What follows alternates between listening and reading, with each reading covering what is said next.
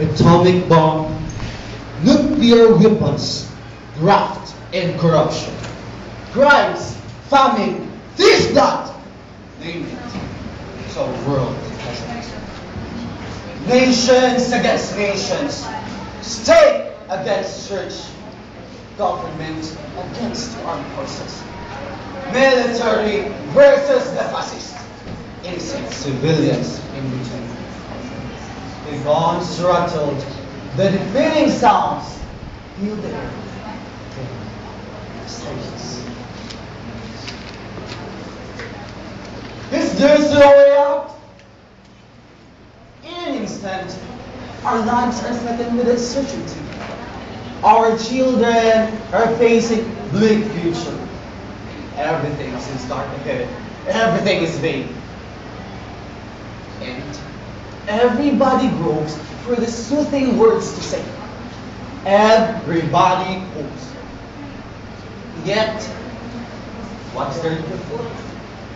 Yes, hope. We must not let this go out of our hands, out of our grasp, out of our lands completely.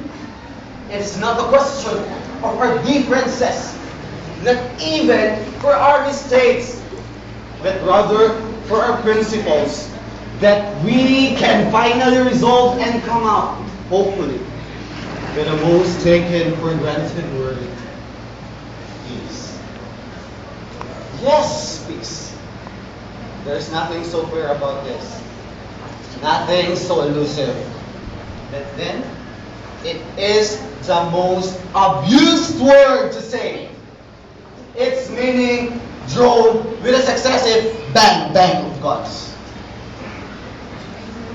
Can we not, just for once, secede from our mistakes, learn from our past, and can come out as morally and spiritually function? But we have to define first what is peace in simpler terms. Well, basically, peace is just like a dog which carries a green beak on his leg, which bears a message that unity and harmony can start within ourselves.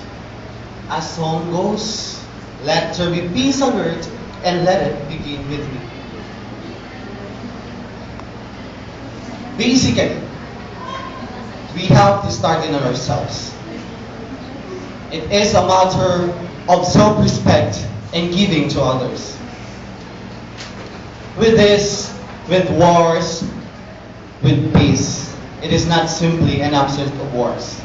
Indeed, with our troubles in the world, we have disregarded peace. We have come to a point wherein our consciousness refuses to believe in existence. We often regard peace with its negatively charged counterparts. War, friction, contention. Yet, we never progressed. We never even care to make it our overriding concern to propagate peace and then to have peace within us.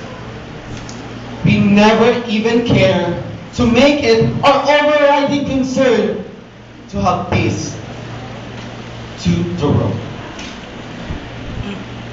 Basically, it is just a matter of self-discipline. Can we not, just for once, secede from our mistakes, learn from our past, and come out spiritually function? Let's face it, our principles are as rotten as our faith in God. We may not be aware of this, but it is an established fact that as human, our tendency is to seek refuge in the worldly splendor, unaware that we are just only putting a limit to our chance in finding peace. We are in the labyrinth world darkness, lost in searching, and unless we will work for escape, then we will reach out for others.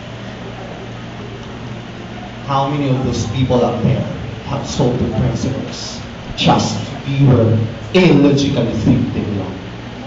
How many of them have ever thought that peace is the most basic requirement for us to ever find happiness? And how many of them have preferred to get into the demagoguery just to empower, accumulate wealth, and get into the most influential part of the society? And yet, you might ask how. There are not much rules for us to achieve world peace. The fundamental start to this must just come from every person who still believes that peace can exist and is willing to give it a chance. Basically, there have to be some changes. Changes that have to take place within us first. With this, we should involve our heart, our soul, and our sight. We can be forever modeling over our picadillos. We have to be cruel for ourselves sometimes, just to be kind for the entire community. Remember, to propagate peace, there has to be a contamination process. Next, it must be considered that for as long as pride and prejudice exist, peace can never be within our reach. People will always try to offer themselves the best of everything: money, wealth, influence, power, at whatever cost. Then, stepping the rights of others in the process. People will always try to outdo one another, and then come out as the moral and state heroes. We have, indeed, an animal instinct in us to deflate our principle to disregard peace. With this, everything is up to us. Everything has come from us. But we are held responsible for whatever futures that awaits us.